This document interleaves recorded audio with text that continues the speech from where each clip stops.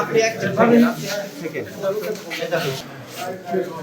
দেখি ভাই আমরা একটু দৌড়ে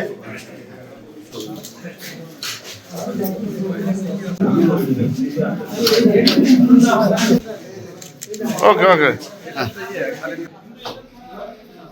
শামিম ভাই পেজে যাচ্ছে ভাই দিয়ে দেন একটু ভাই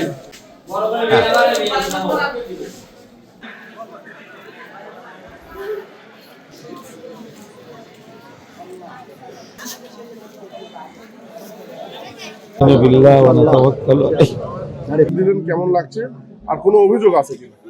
আলহামদুলিল্লাহ, প্রথমবারের মতো ভোট দিলাম, ভালো লাগছে।